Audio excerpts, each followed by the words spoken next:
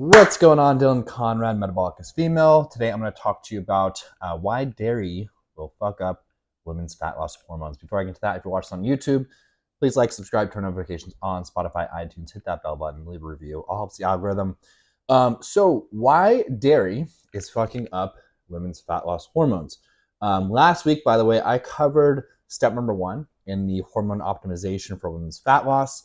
I'm going to cover step 2 in the 2 episodes after this one.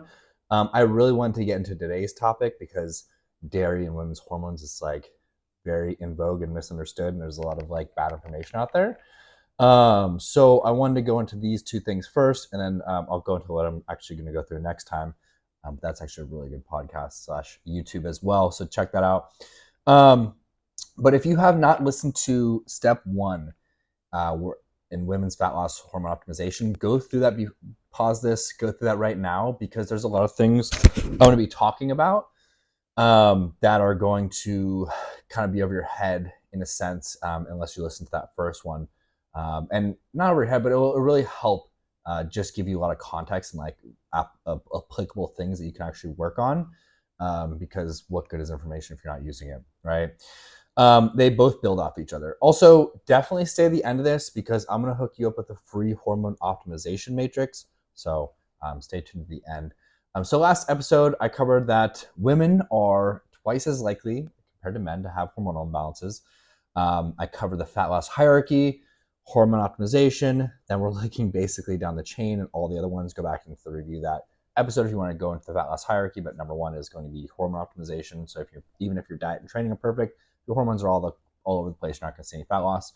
And then in the fat loss hierarchy, I'm actually going to go through. Okay, so we have fat loss hierarchy. Number 1 is going to be hormone optimization. Number 2 is your recovery. Number 3 is going to be your calorie intake. Number 4 is going to be your protein intake. 5 is going to be carbs and fat balance. 6 is going to be exercise. 7 is going to be the type of food you're eating. Right, so you can see bottom of the list, still important, but least important of the important things is going to be the type of food you're eating. And dairy is a type of food that you're eating, right? So the problem is, though, with dairy is, or at least what people thought, the problem is that dairy contains natural hormones, okay, specifically estrogen in the form of estradiol and estrone, okay? So it contains naturally occurring hormones, right, within the drinking milk, right, be within milk. If you take HRT estrogen or estrogen plus progesterone exogenously, you know that taking exogenous estrogen will boost your estrogen in your body, right?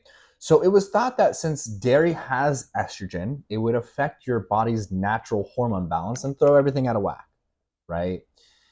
This is actually not true at all. I'll throw this up on the screen too, but there's 2 specific pieces of research that came out. Okay, one was from 2013, Vander Vogt. I definitely butchered that dude's last name or woman. This research, it showed that the estrogen levels in milk are not high enough to alter hormones in human levels. Okay, so let me repeat that back. The estrogen levels in milk are not high enough to alter the hormones, specifically estrogen, right, in your body for humans. Maruyama, okay, 2010. This study, right, that showed that it marginally might increase estrogen levels in animals. This was at extremely high doses, okay? And the same effects weren't seen in humans for what would be considered realistic consumption, okay? You know how much dairy you would have to drink a day for it to affect your estrogen? And just like move the needle, not like, just move it a little bit. Be 2 to 3 gallons of milk a day, right? I told that to someone. They're like, I know someone that drinks 2 gallons of milk a day, but they're not, they're like an insane person. I was like, yeah, that's like a problem. That's an issue. That sounds like a psychological thing going on there. I don't know anyone that drinks that much milk, 2 to 3 gallons a day, right? So in conclusion, estrogen in milk does not affect the hormone balance in your body, right? So my stop drinking dairy in the beginning, like that was total troll. I wanted you to listen to this, right? I wanted to listen, and people are more likely to overlearn negativity. So yeah, I clickbaited a little bit. So what? Kill me. I'm glad you're listening to it this far, though.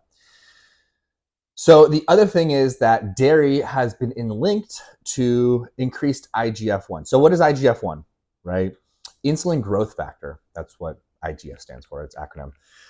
This plays an important role, IGF-1, in muscle growth maintenance. Good thing, right?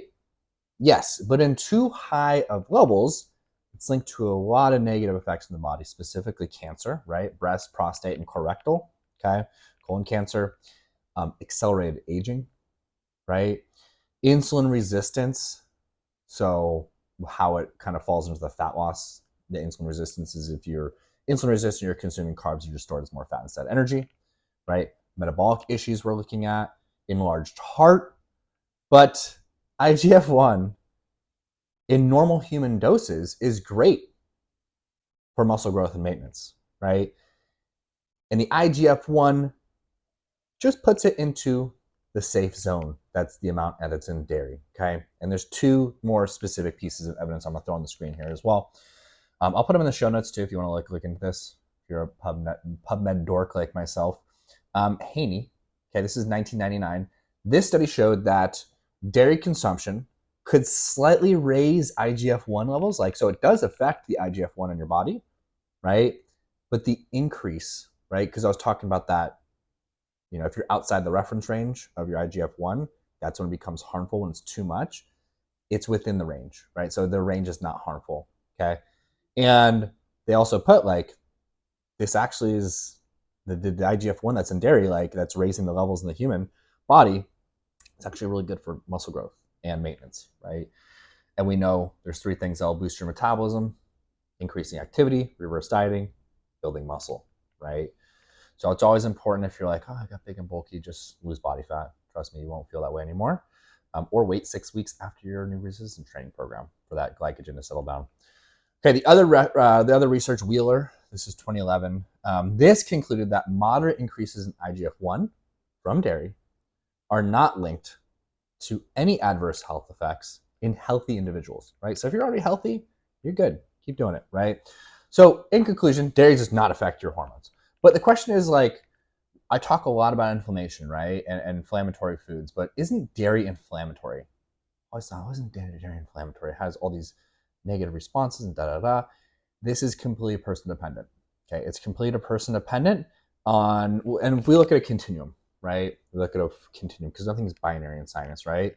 So if you look on one side of the continuum, this is people that get inflamed by dairy that is like lactose intolerance. Like they cannot touch dairy, right? That's one side. The middle being like, I have, you know, I get like some acne from dairy, and the other side would be like no effects at all, right? So we have this like continuum of the effects of inflammation in the body. And again, this is going to be so important, but this is why I wanted you to go back and listen to that first one, because this is exactly why food tracking is so important, right? If you're breaking down acne, or you're having indigestion, or you know you feel swollen and inflamed, whatever it is, you can actually look at your food log and be like, oh, I had a block of cheese yesterday. I had a block of cheese, or I had a pint of Haagen-Dazs, which is like the highest amount of lactose in the world, right? And then I felt X, Y, and Z, right? And again, like some foods, like for example, like if you get Tillamook ice cream, like that's going to have a bunch of lactose in it, so it's going to be towards the higher end of inflammation, right? So you can draw experiments on your end by tracking your food. That's exactly what I have all our clients do in our program, right? Not sustainable. I'll go through that in a later episode. But if you have no idea how to track food, okay, go get my free macro tracking matrix. Screenshot it. I'm gonna put it on the screen right now. If you are listening to this, go Dylan A. Conrad, Dylan like Bob Dylan, Dylan A. Conrad, Conrad. DM me macro tracking. Also give me like a heads up that you came from here. Always interested to see who listens to this and all that stuff. And I'll send you my free macro tracking matrix if you want to learn how to balance your hormones in ways that aren't cutting out dairy, because you don't need to cut out dairy. Then I will give you my free hormone optimization matrix. Okay, just DM me hormone optimization matrix on Instagram. Also throw up on the screen right now, and you can screenshot that and you can take it. But if you found this helpful, you can think of a friend or family member that maybe thinks that dairy is going to be bad for their hormones. They maybe heard this myth from people in the field. Maybe they've had some big hormonal changes recently, like they went from birth control to a normal cycle, or they went to perimenopause to menopause, or they went to perimenopause, right? Postmenopause, like all these different things. They had some hormonal changes. They just can't seem to lose weight with the same stuff they used to do, 20s, even 30s. Just not working as well. A lot of times it's just pre-kids. Those hormones go a little bit out of whack then afterwards. Please, please, please forward this to her. Sharing is caring. I'm trying to spread the word of good research-based information and dispel a lot of these myths that dairy is bad for your hormones. Dairy is bad for you. It's not. Okay. There's a lot of people, hormone optimization specialists, quote unquote, that cut out gluten and dairy. I'll get into gluten in a later episode. Trust me, right? Is it good or bad? I don't know yet. I don't know. You have to listen in, right? But dairy, we know, fine for your hormones, right? Inflammatory wise, it's gonna be person dependent. Track that food, see how your body reacts to it. The next episode, actually, I'm gonna post. I'm gonna go through my how one of our clients, Seha, she lost 30 pounds. She drank. She was in New York City. She traveled around the world visiting family. And that's a really, really cool episode because when I signed her up, there was a lot of like, you'll see. You'll see. But yeah, check that one out. And the one after that is going to be step 2 in the hormone optimization for women's fat loss. So love you guys. Enjoy the rest of your day. And yeah, happy whatever day you listen to this on.